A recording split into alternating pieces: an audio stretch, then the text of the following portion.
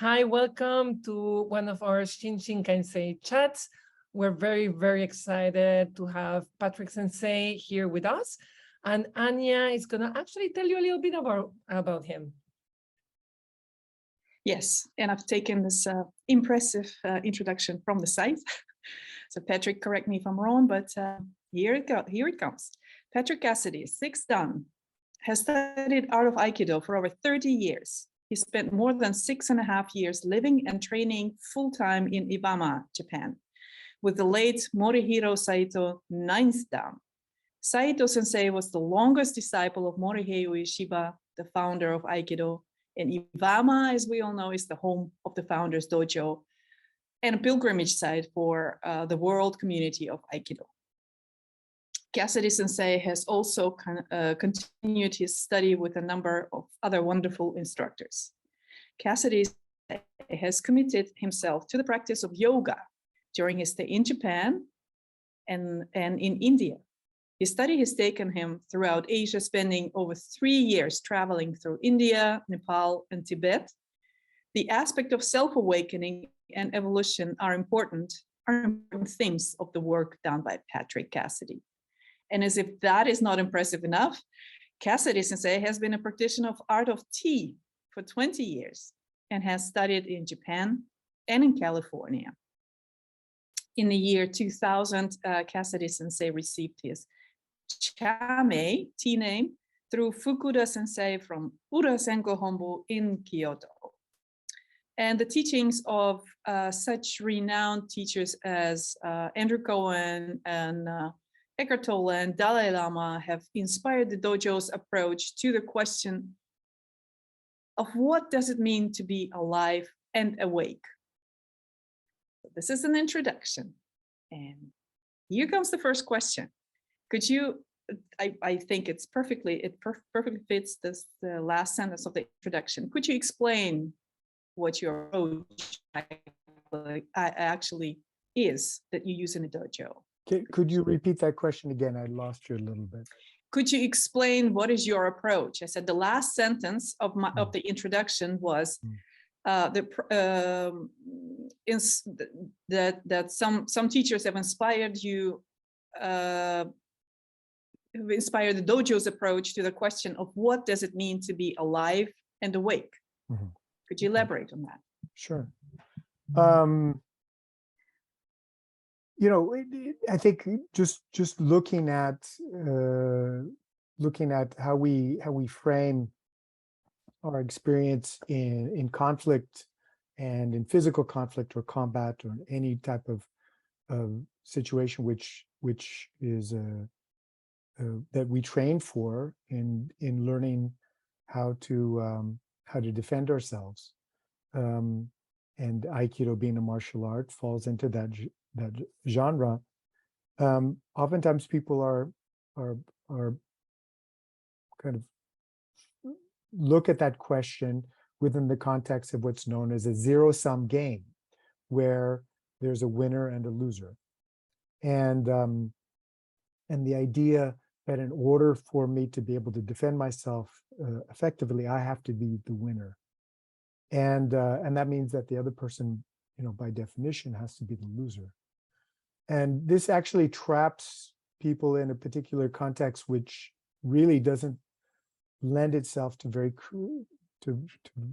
much creativity. It's usually the question of power dynamics and domination and destruction and the sense of how do I achieve a position that is over my opponent.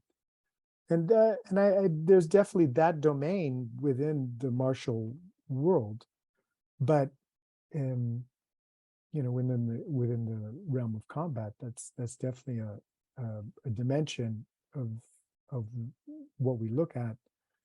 But it's much bigger when you open up the question not as a how do I win over somebody in a conflict, but how do I fundamentally honor myself and honor the relationship I have with the world around me, honor the relationship I have with the person that I'm facing in conflict, and honoring the relationship I have with myself, who I am, And how do I do that in such a way that I'm able to thrive or flourish or be successful in taking care of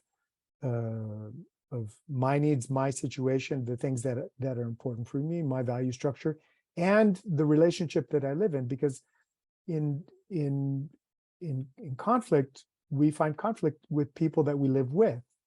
It's not with absolute strangers. Oftentimes it's with people that we live, with family members, with people we work with, people we study with, people we are in community with. And as a successful way of resolving conflict, it has to include being attentive to the nature of that relationship, so that ideally, what I would consider to be the most martial response to a conflict would be to be able to resolve it in such a way that I'm able to honor myself, but I've honored the relationship in such a way that I've become actually closer to the person that I'm in conflict with. Now, that's a high stated goal, but being clear about that, at least showing that might be a possibility, opens up the exploration, other than needing to win or to lose. And so that kind of direction is supported by the capacity for the individual to be awake and to be fundamentally free or alive, and not trapped within a particular narrative where they feel either they have to be either the victim or the aggressor, which is, by definition, where the zero-sum game leads. Either you're going to be the aggressor or the victim. So which one do you want to be? And when many people find themselves with that question, they like, well, actually both of them are kind of distasteful, because I don't necessarily want to be in that position of being the aggressor, because actually I want to be true to myself. So how do I stay true to myself and resolve conflict in a way that honors that in an effective fashion? I have to find ways that allow me to be empowered, and one of two qualities of being empowered is to be awake and to be alive. So real quickly, let's imagine that the way I came with the word awake in terms of being essential for combat is, what do you think, and I'll ask both of you right now, what do you think would be the worst case scenario for being in a combat situation, a physical conflict situation where you're in combat? And I don't know if we spoke about this before or not. Did we speak about this? No. Okay. Probably not. So what would be the worst case scenario that you could imagine? You say, oh my God, that would be it. If I had to describe my most nightmarish scenario where I have to defend myself against a particular situation or a particular group of people or whatever, what would you see as being, how would you define that? Oh my God, somebody I love coming to kill me with a big katana. Okay, all right. Well, I actually am thinking it would be difficult, frustrating for me to lose myself, actually, to lose my senses, to give in to fear and panic and stress. Sure. Yeah. Okay. So to be overwhelmed by Be overwhelmed. by emotional or psychological state. Yeah. Well, I've got one that's even worse than that.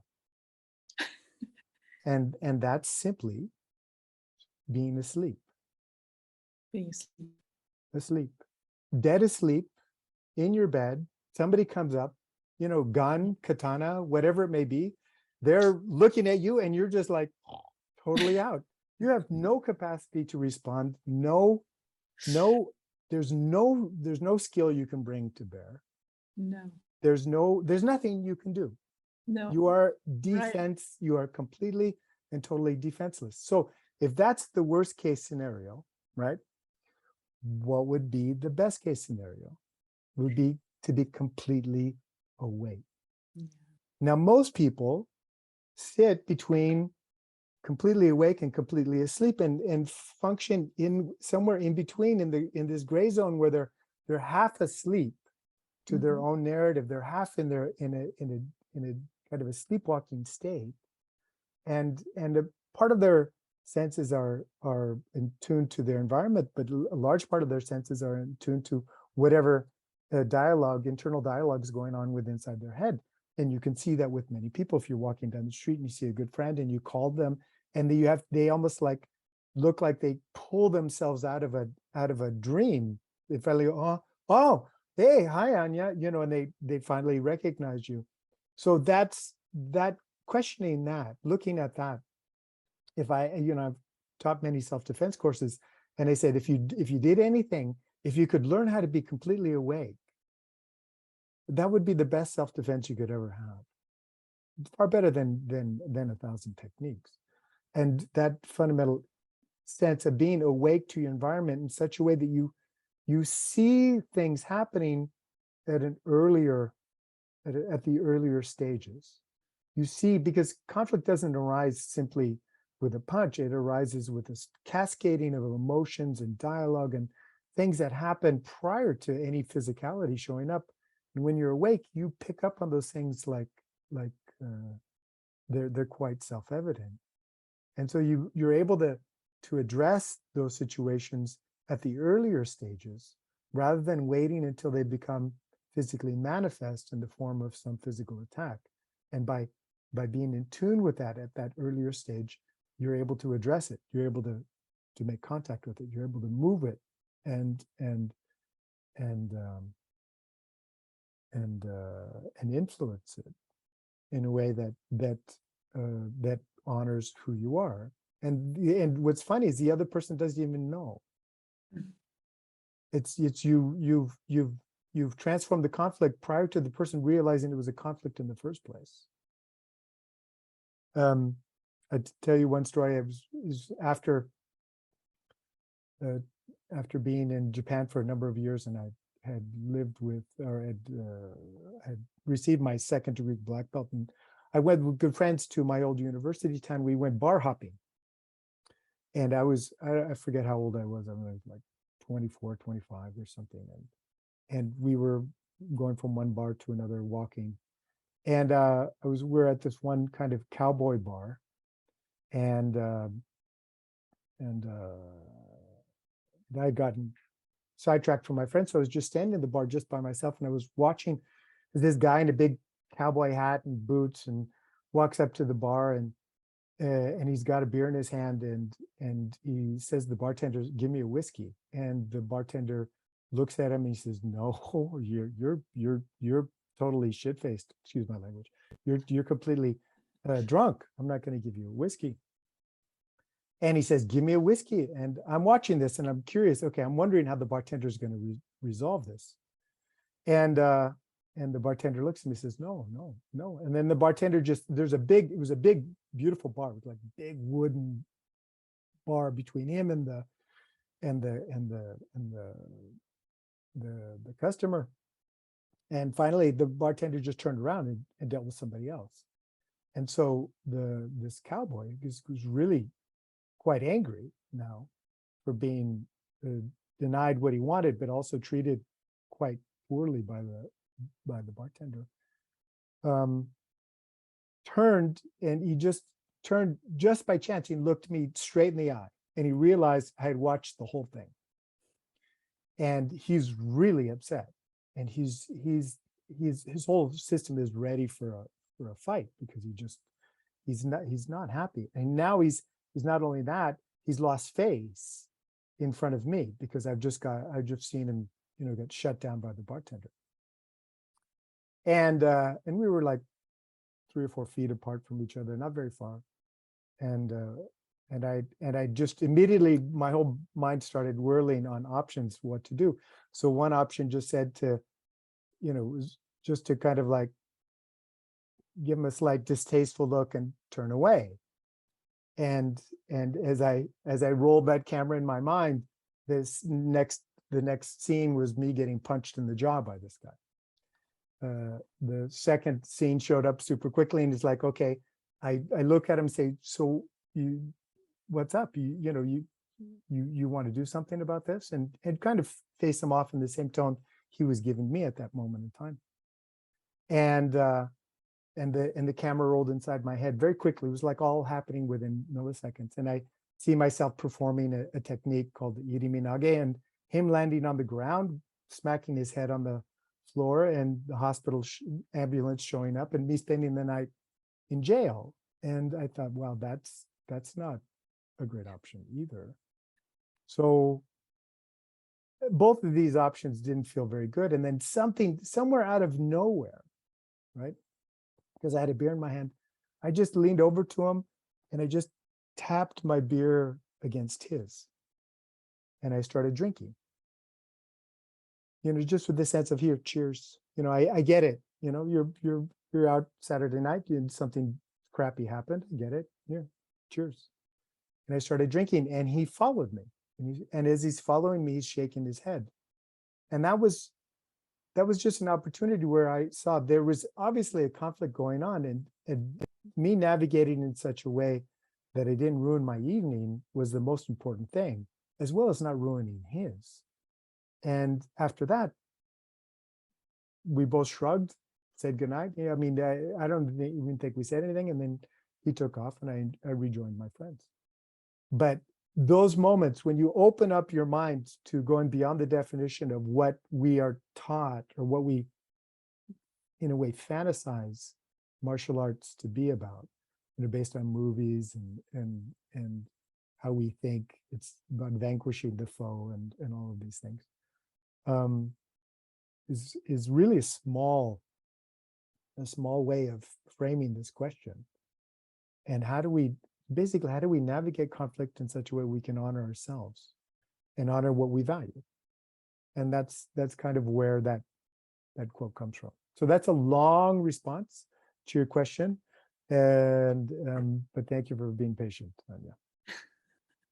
Well, thank you for your answer, for your elaborate answer, because now it's completely clear what it is to be awake. What it is you're teaching, just to be friendly in a bar. Right. Yeah. Perfect. And if, for example, if I were to go into your dojo, how will Aikido teach me those skills? Like, how does that apply to the Aikido practice? Well, I think, you know, what I would find most importantly, the way I teach, I don't, you know, this isn't true for all teachers, but there are some teachers that teach you, okay, look, you know, what you're looking for, I have, and I'm going to give you what I have, and then you're going to slowly through, you know, incremental steps, gain the skills that I have, and then you'll be able to do what I can do. That's not the message I usually meet beginners.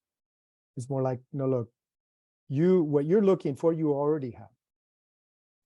It's already within you. It's part of who you are. It's the fabric of your being. And the Aikido is going to help you open that up. Aikido is going to allow you to access that better. It's going to give you more ways of expressing that, more ways of being comfortable with that, more ways of being at home with that, and being empowered by basically what you already have. Aikido is not going to give that to you. Aikido is going to show you how you can engage it. So, and in that sense, I start off with trying to get them to come back to their own self. And, you know, I would say, you know, it's just funny because I was looking on Facebook today, and a good friend of mine, Bjorn Saw, who's a teacher in Great Britain, he's Swedish, and we both lived in Japan together for quite some time. He shared a little quote from one of Sensei's students, senior students, and I think that was Abe, but I'm not sure if it was Abe Sensei or Tomiki. Maybe it was Tomiki, but it doesn't matter. But I'd like to just read it very quickly, because I think this is what I would try to get a student to understand it at a certain point in time. So finally, there's an issue of Sensei's faith. I felt some uncertainty as I had visited Sensei in Ayabe, which is the center of Omotokyo, last summer. My uncle and Mr. Kubota are examples, but there was not much support for my trip to Ayabe. However, I believe that Omotokyo and Bujitsu martial arts are completely separate.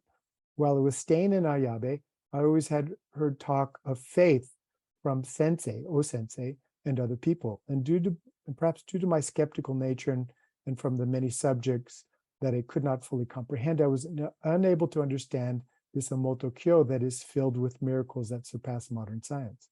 However, I have great admiration for sensei's faith, O-sensei's faith, and sensei's humble attitude towards the gods, or towards his relationship with what he considered to be divine. I have thus deeply considered many points concerning O-sensei's techniques and his faith. It is not necessarily limited to Omotokyo, but it may be that it is with faith that Bujitsu first reaches that level, that I may have been taught at a visceral level that Bujitsu Shugyo is something that in the end returns to faith. So faith, a lot of times when people go into a martial arts studio, they're looking to get information that gives them the courage to address conflict.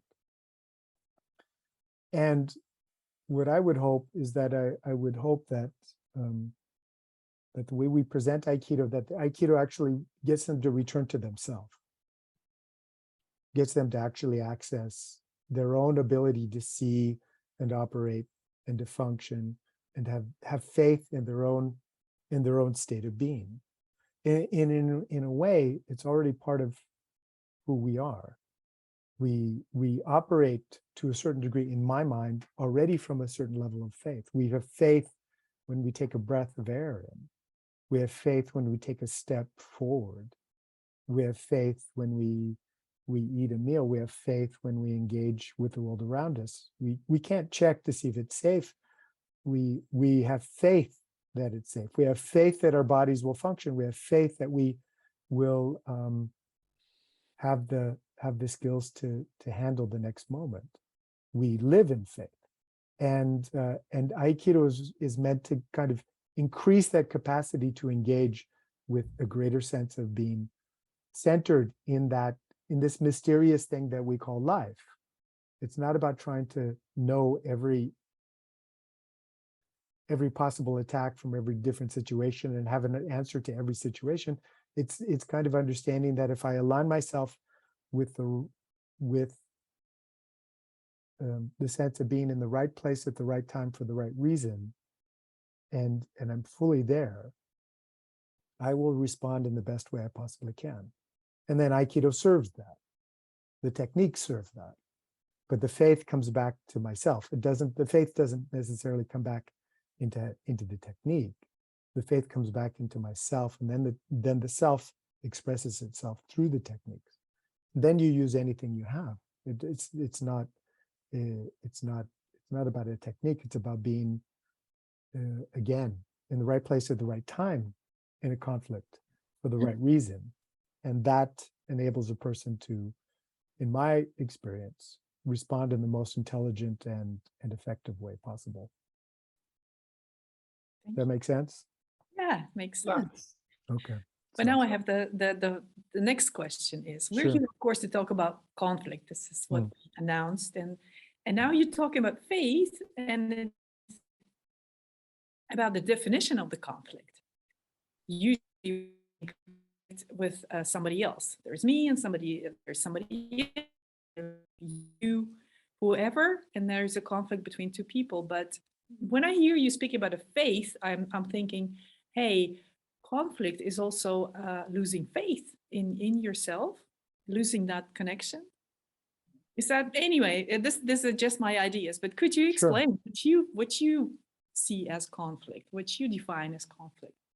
Well, okay. Osente said, the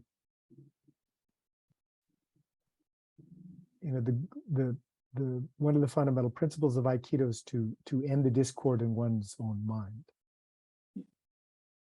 and that sense of being split inside our own internal landscape.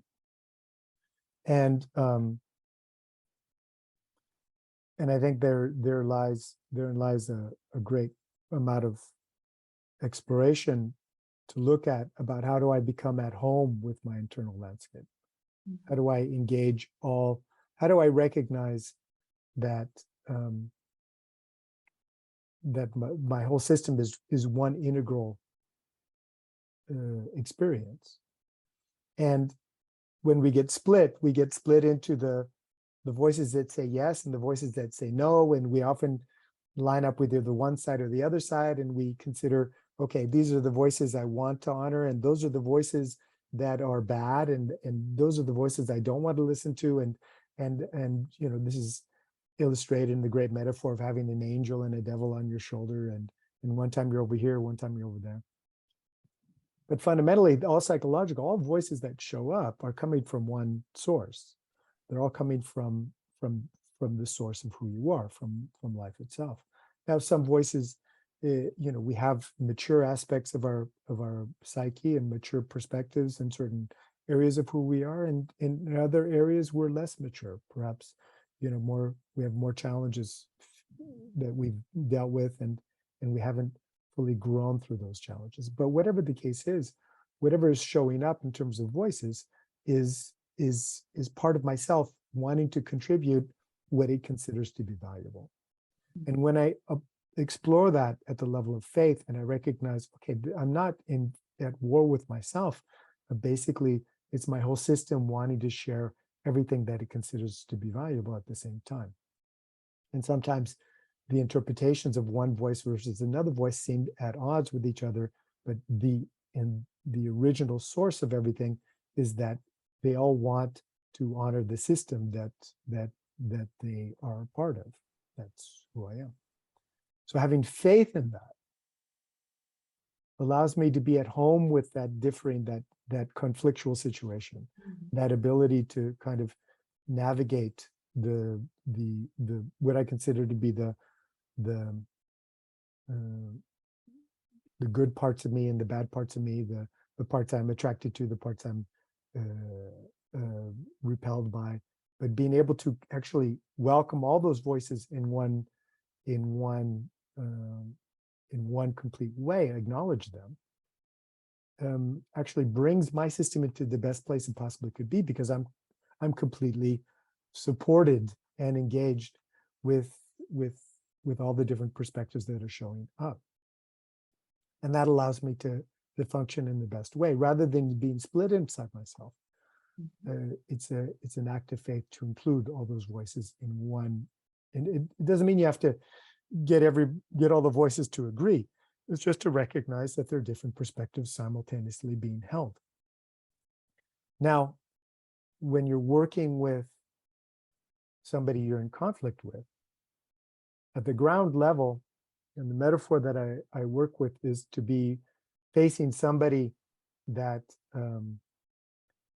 that you care for, who is a good friend, but is maybe they've trapped themselves in a nightmare, and they're operating from that nightmare, and that nightmare includes you as being a threat to their existence. So they're now ready to attack you. They're ready. They see you as a menace. They see you as a monster, and that they need to respond with aggression or violence. And yet on the ground level, you recognize, no, we're actually together. It's the nightmare that you're stuck in which is causing this violence. It's not you, it's the nightmare. And most people, from my definition, if an individual is striking out with violence, it's usually a sign that they are trapped in a nightmare, whatever that nightmare that might be. And now, not everybody wants to wake up from that. Not everybody wants to. Some people are quite married to their nightmares, so to speak. But that doesn't necessarily mean that their humanity is gone. So having faith in that humanity, having faith in that ground, that we are one, but there is no separation between myself and the other at the level, on so many different levels, whether it's spiritual or fundamentally just psychological, social, cultural, the fact that we inhabit the same planet, we share the same air, we are all made from the same basic materials, but even, you know, that the source of life is fundamentally one source, and it contains all things in it. So that recognition of knowing that we are one, and yet for some reason there's a misunderstanding, and that misunderstanding has brought us to violence. So how do I respond to that violence and remain connected at the level of that recognition that we are one? And what I found is that holding those two perspectives doesn't disable me, doesn't make me weaker, it makes me stronger physically. It allows me to respond faster, earlier, with more commitment, with more strength, but with a different purpose. Not to defeat the other person, but to fundamentally respond in a way that, as I said before, that honors the moment, honors the situation. So to the goal, the ultimate goal, right, of the response would be to wake the person up. Hey, wake up, you're stuck. I'm not against you, you're stuck. I'm here, but I'm not going to be a victim, but I'm not going to be an aggressor. You're stuck, wake up. And I will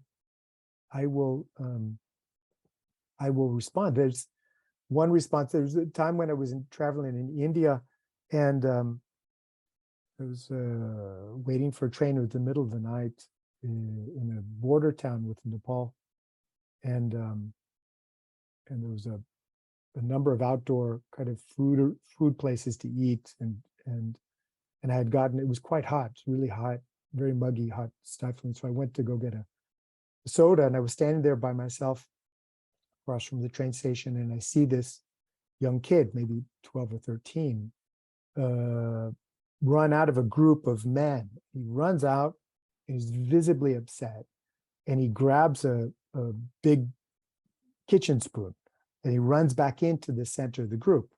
And then a few seconds later, he comes running out again, and this time he's running. And he's afraid, and this guy comes out chasing him. And he's it's not an older man, but he's a young man. But he's clearly, he's been working out. It looked like he's been quite a powerfully built man. He's young though. He's maybe like, I would guess maybe 23, 24, something like that. And he comes after the guy, and he grabs a kid, and he starts just destroying him, beating the living hell out of him. And I'm watching this, and I'm like going, and I'm wondering, you know, I'm looking around, so nobody's going to respond, and so I go up behind the guy, and I have a soda in my hand, and in my other hand I go behind him, and I pull the chin up, and I pull the guy back. And I said, and I looked at him, and I said, and first I said, I looked at the kid, I said, "Are you okay?" And the kid was shaking like a leaf, but he nodded. And then I turned and said, "What are you doing? This is a kid. This is a boy. You're a man. What are you doing? This is a boy. And you're a man. What are you doing?" And this is all I said. And then I stopped, and I realized what I was doing, because in the middle of India, and I'm the only Caucasian for like probably 100 kilometers in any direction. And I look around, and there's about, 20, 30 guys surrounding us. They all had kind of encircled us. And I realized, oh shit, that's not a good position to be in. Because as lovely as Indians as Indians are, they can, when it, if it does come to a group crisis or group conflict, there can be a group mentality that overtakes Indians and can go to violence quite quickly. And I realized, and I suddenly, I'm holding the guy, I haven't let go, and he's not able to move for some reason. But he's not fighting it or at all. But you could feel he's quite charged. And And I look around and all the guys are nodding their head in agreement with me. And it's because I was speaking the truth. If I had gone in there and pushed the guy back and said, hey, if you want to take somebody on, take on me. I'll clean your clock for you. I would have not had to only face that guy, I would have had to face everybody else. But because I wasn't against him, I was with him as much as I was with the young boy. I wasn't in opposition to anybody. And that's why nobody was in opposition to me. And the guys that were around me were agreeing with me, even though I was this Caucasian guy who was getting into a physical altercation with one of their friends. They were in agreement with me. Because they were in agreement with me, I didn't have to defend myself against them. So I was effectively able to pull the guy off, stop him from continuing to fight, get him to actually stop. He didn't go back. And I didn't have to worry about that. But they didn't think of any of that.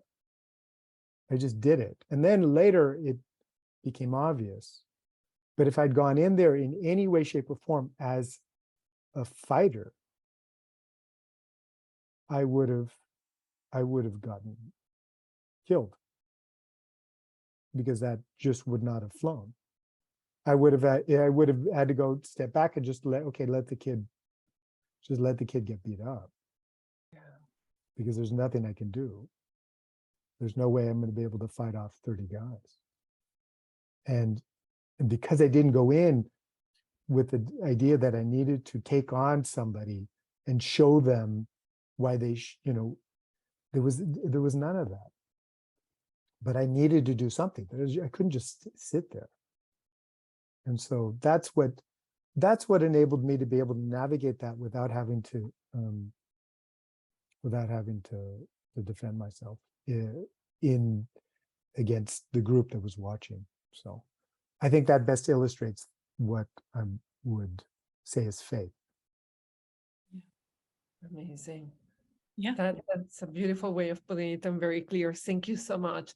Yeah. And in your past discussion, you also mentioned that we can deal with conflict in 3 levels. So we were wondering if you could explain that, because for me, it made it clear why sometimes martial arts is more efficient for this conflict resolution than meditation. So could you talk a little bit about those 3 levels?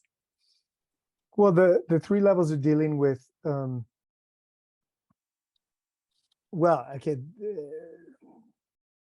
so I think what you're referring to is the level of the body, the heart, and the mind. Yes. And but that's not the only 3 levels that I talk about. There's also the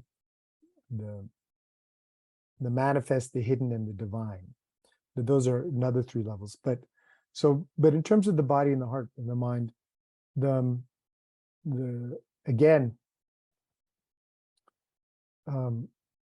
in terms of training, there's a tremendous amount of body intelligence that goes into functioning in a crisis situation. If you've ever been in a situation where you've been called, cars coming at you, and you need to get out of the way, or you've had to deal with a crisis or somebody. I've been in a number of times where I've had this experience where the body shows up and it expresses great power and great capacity without me knowing how it does it.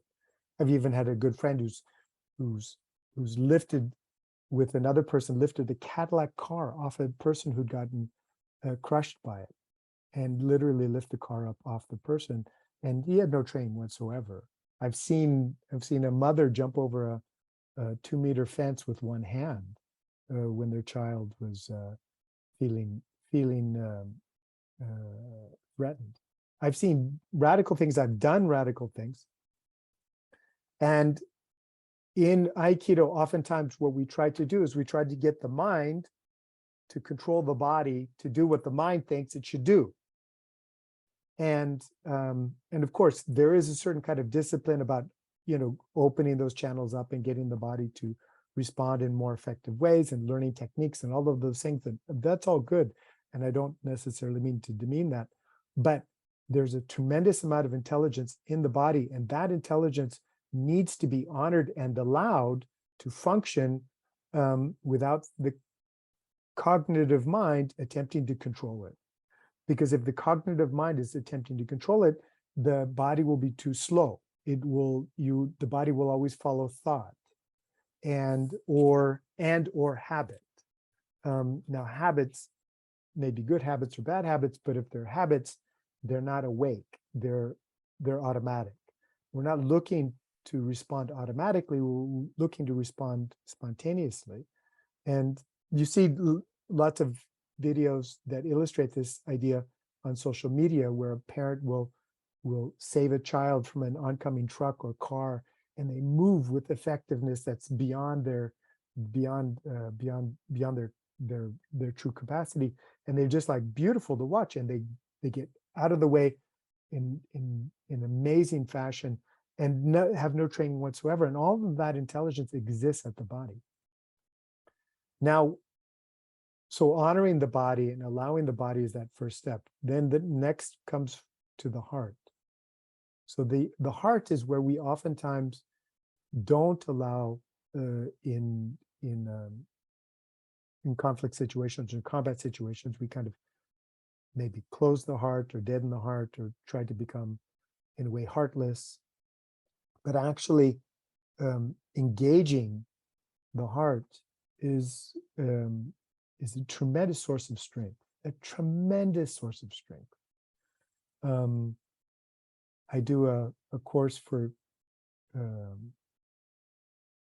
nurses in psychiatric hospitals in terms of dealing with conflict with their patients, and just to get them so that they understand how much strength that they have, and that comes from their calling. I have them try to move. I bring a group of black belts with me, and I say, okay, I want you to move one of the black belts and put them in the chair. And when they do this, when they attempt to do this, they can't, and they usually struggle, unless there's maybe 1 out of 100 may have some training and they're able to do it. But most of the time, these are nurses or doctors who don't have a lot of physical martial training. And then then what I'll do is I'll take them out of the room, and I'll tell them, and I say, okay, what I want you to do is I want you to change your perspective. I want you to imagine that the person in front of you is somebody that you love, and they're sleepwalking, and it's the middle of the night, and they're in the middle of the road, and a car's coming, and if you don't get them into that chair instantaneously, they're going to get hit by that car and they're going to die. And I have them think about somebody specific, and I say, okay, are you going to let that person die? And something shifts inside their psyche and says, no, absolutely not. So when they come back out, they express something that's got nothing to do with any technique that I showed them. It's a shift in capacity, a liberation of the body based on the heart. So that the heart is fundamentally functioning as the guiding principle, and the body follows the heart in such a tremendous way that the person, 99 times out of 100, there's always sometimes when the person is incapable of accessing this, but more times than not, they hit the person like a rocket. And they pick the person up and they place him in that chair with very little amount of time, and it's ironic because it's so powerful and it's so quick, but it also, to a certain degree, the person who receives that impact most of the time says, it's feeling like I'm getting hit by a giant pillow. And there's nothing I can do to stop it. And before I realize it, I'm in the chair. And so this accessing the body, accessing the heart, and then the mind comes in for keeping that perception, that global perception open and available, where I'm in tune I'm aware, I'm awake to what's happening. I'm awake to what's happening.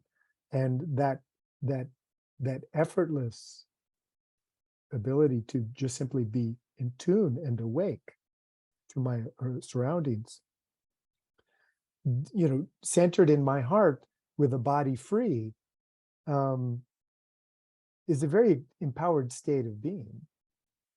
And it's not the mind, it's not the top down going, okay, I've got a, umpteenth done in whatever martial art, and I know all these techniques, and I'm going to use all these techniques in case I get attacked, but still fundamentally living in kind of a nightmarish realm where I have to fight off possible, would-be attackers, is a very kind of constricted state of being.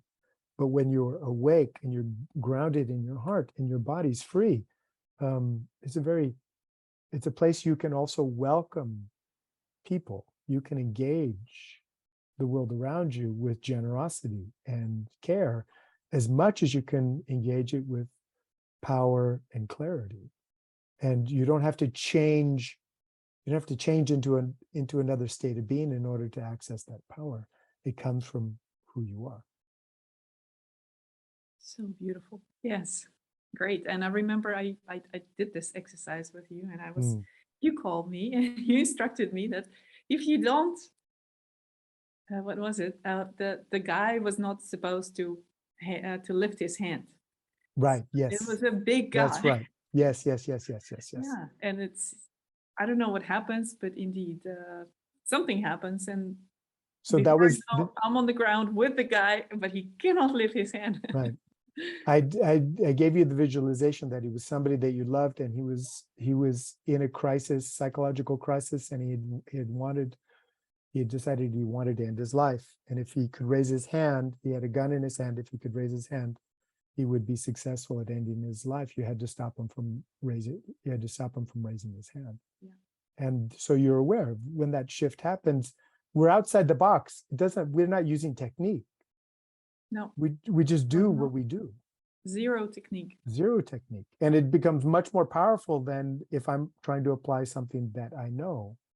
Yes. And of course, it doesn't mean that technique is bad. And effectively, technique has its own purpose and will, in those moments, potentially rise up as a tool.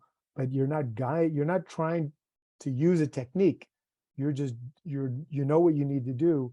And if you're clear and you're doubtless about what you need to do, you show up in a different way than when you are going, well, I don't know, can I do this? Can I not do this?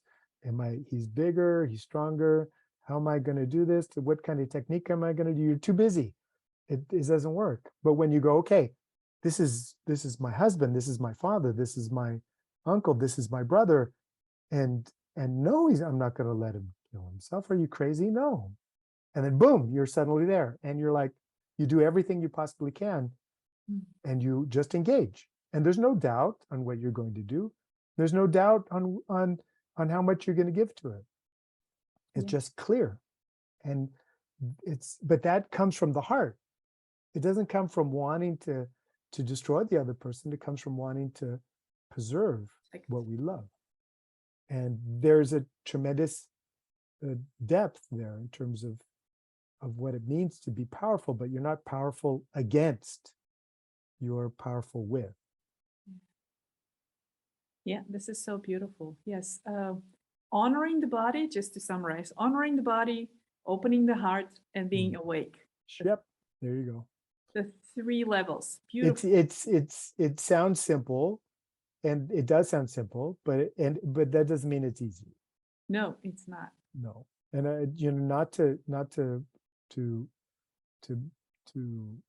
speak lightly of it, because that's a tremendous endeavor, what we're talking about. And it's akin to moving towards a state of enlightenment, but it's an embodied state of freedom, and you can access that prior to reaching a perfected state such as the Buddha.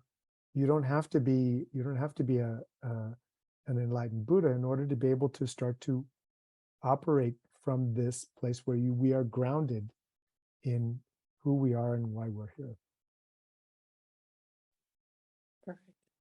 I love that. And I love that you talk about heart in martial arts. It's not often dog. You know, sometimes the kokoro is only seen as spirit and courage, not Sure. this opening the heart. So Right. thank you so much for sharing that. Yeah, especially the conflict. That's also something I took with, to be in a to be not against, but to be with somebody, even in the conflict. Yeah, sure. Beautiful. Yeah. So But it's like a fireman going into a burning building and saving a person who's screaming and freaking out, and they don't want to move, they don't want to go. Okay. And the fireman says, don't take this personally, but we're leaving.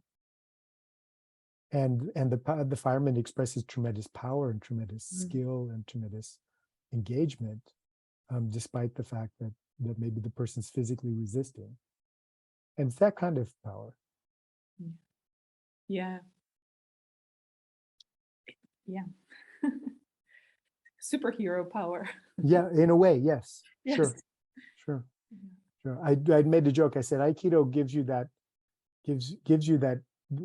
superpower that in a way is kind of an unlimited power, but the only thing is you can't be against anybody.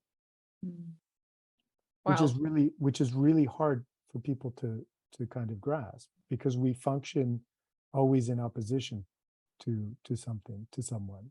We define ourselves by that in a way. I define myself by the enemies that I have. And when you start to let go of needing to have an enemy, you start to open up to a power that's not against, it's a power that's with. And also you can, like, you will stop putting the blame of everything that happens on others, and you need to look inside. Yes, because if there are no enemies, you need to clear the house a little bit, right? Sure. And that's not to, that's not to deny the existence of people who are deeply violent, deeply aggressive, and deeply troubled, and bring their own internal troubles, their own internal suffering into manifestations of aggression and violence into the world. I mean, that exists. That exists. But if I get trapped into being an enemy of that person, it's like I actually limit my ability. I become part of that narrative, and it's not where you want to. It's not where you want to be. There's no freedom in that. There's no actual response to that. You need to be able to be global and meet that situation with a much larger kind of universal or impersonal perspective that has got nothing to do with becoming their enemy, but being about dealing with the situation at hand, which includes them, but it's not limited to them. Thank you so much.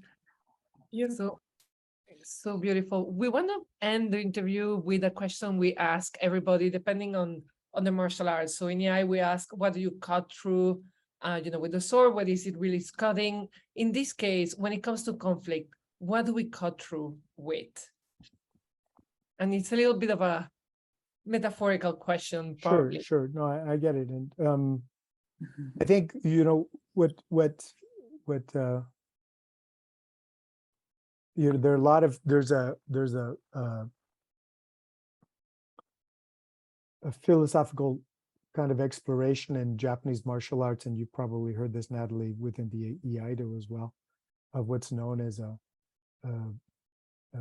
Satsujin Ken and a Katsujin Ken, which is the difference between a sword that kills versus a sword that honors life, is the way I translate that.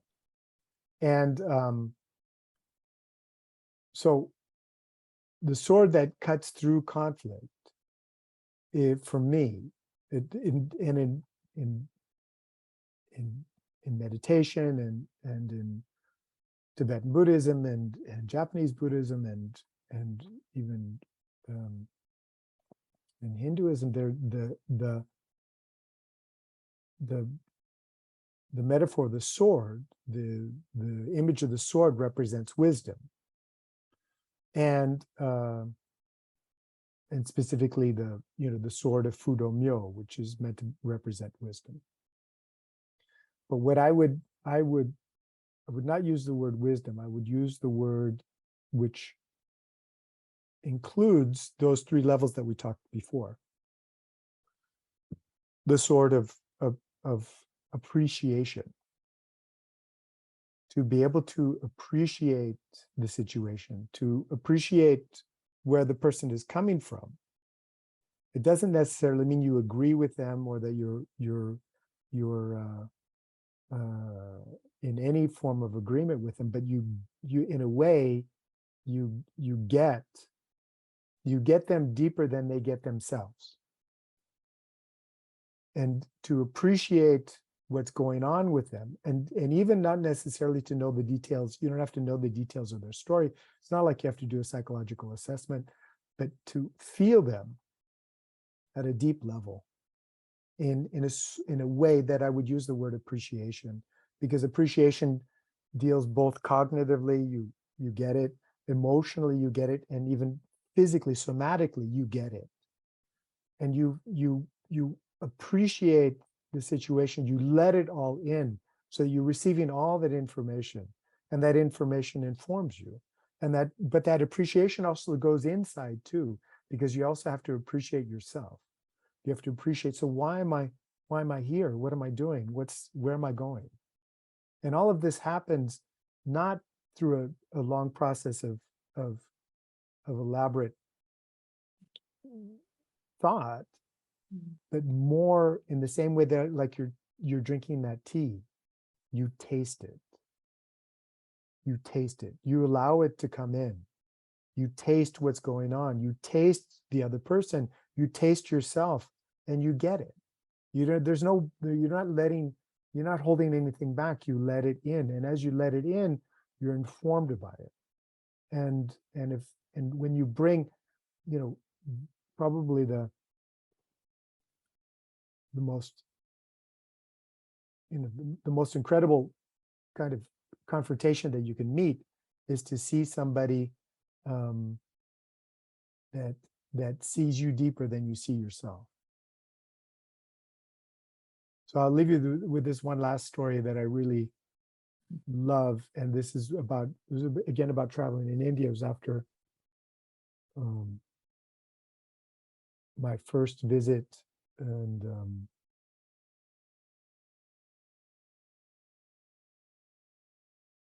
I'd gone to India, and I was traveling to India.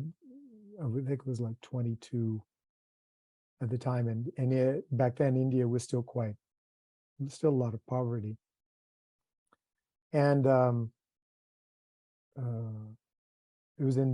landed in New Delhi, and I was walking around and exploring the town just in the immediate vicinity of my hotel, and I was staying at a lodge guest house.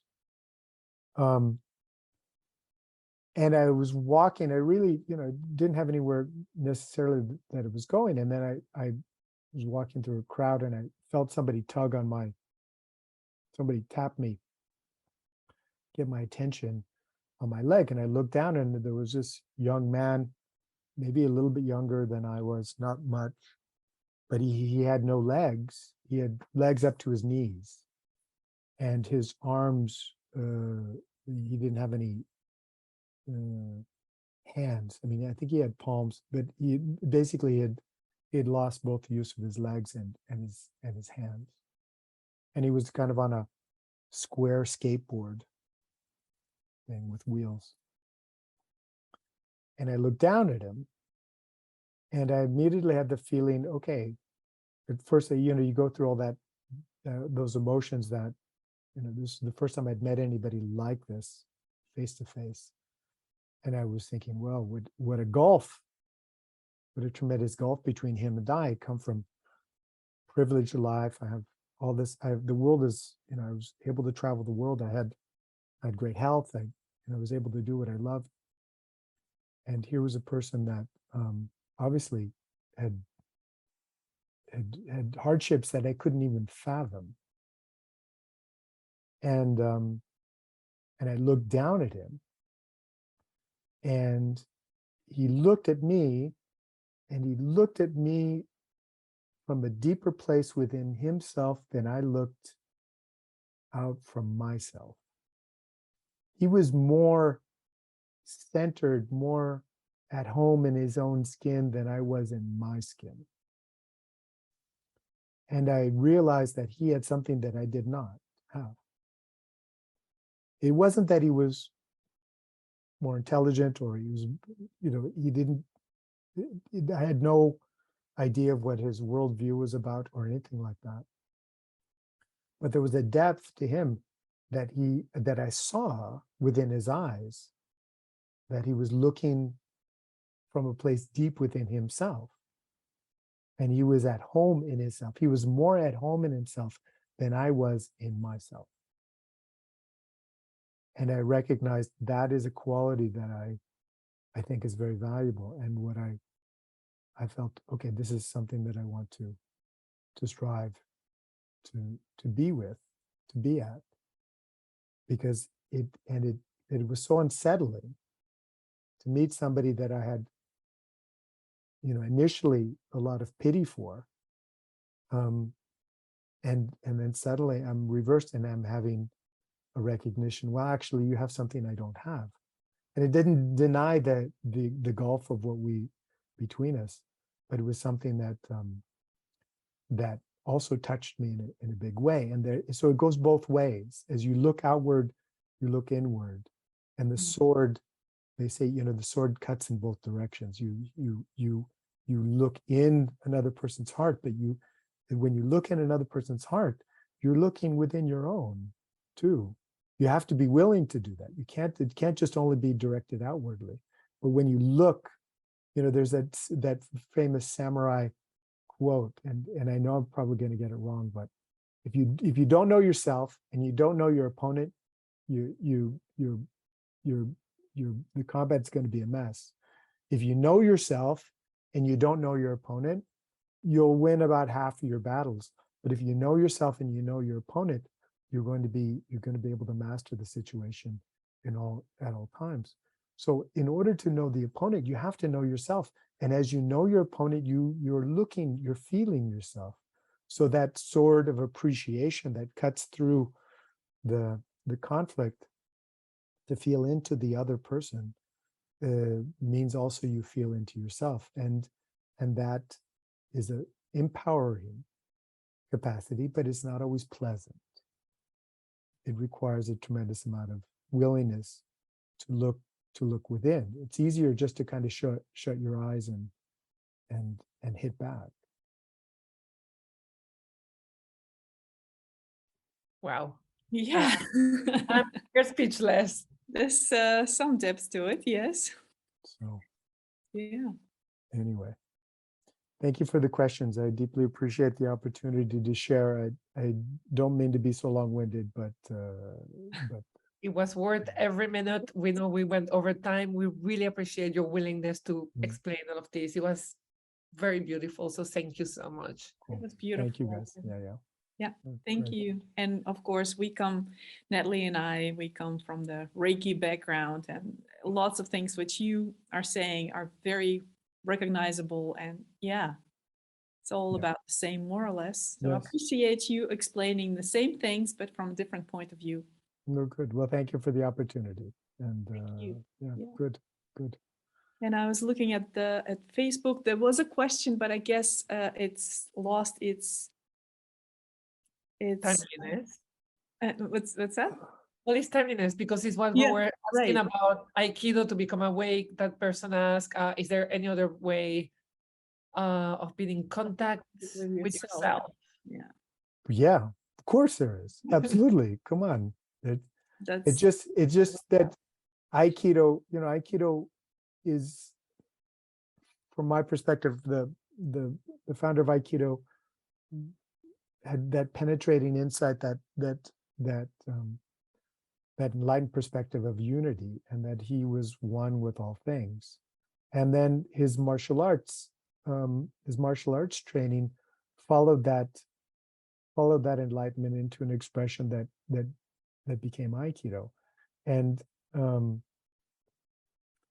And at its best, for me, the Aikido is that capacity to sustain and support the relationship and respond to conflict at the same time. And this sounds like magical thinking, but it's not. Every parent knows this. How do I deal with my child when they're freaking out? I respond from love, but sometimes I have to hold them down. Sometimes I have to intervene. Sometimes I have to confront. I have to say no. I have to be strong. And I have to do that because of my relationship, not against the person. I'm not winning. I'm saving the relationship, even if the other person doesn't see that right now. And that requires a lot of conviction and a lot of ability to sustain both I am an I, but I'm also a we. Mm.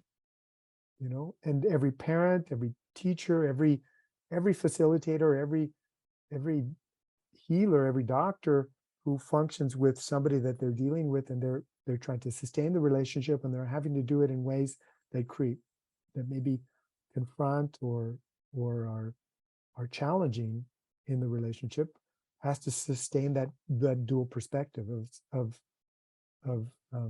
what I would call a capacity to be both, in a way, ruthless and compassionate at the same time. So you know what you need to do, and you do it based on what you are experiencing from the heart.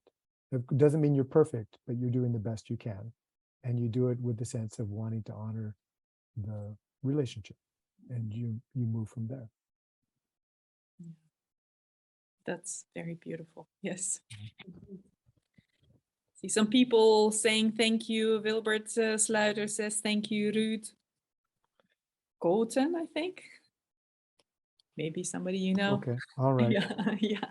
So people are saying thank you. They appreciate your being here and sharing your message. And of course, the stories. I think I love the stories. They make it so colorful. Okay. And they make it very clear, right? They made something that may feel abstract into, okay, this is the reality of it. And that is priceless. So thank you so much. Thank you. Well, good. Well, thank you again for the questions, and I look forward to getting a chance to see it on YouTube, and I'll share it when I get the opportunity to. Thank you so much. Thank you, Patrick. Yeah. All right. Have Thank a you great guys for your evening. work and for the invitation to dialogue with you, I wish you a lot of success in continuing to do this work. I think it's very valuable. Thank you so much. Thank Okay. you also for your work. All right. Beautiful. Take care. I hope to see you in person again very soon sometime. I hope so too. Yes. Natalie, who knows? Maybe Hey, if you come to New York, you never know. you're never invited know. to our dojo. We do Okay. have Nachinata Kendo Nyai, so you can Okay. come and see us. Great, And cool. it's a lovely group of people. So please Good. come to New York and visit us. Okay, cool. All right. Thank you guys. Have Thank a great you. evening. Thank you. Okay. Bye-bye. Ciao, Bye. ciao. Bye. Thank you, everybody.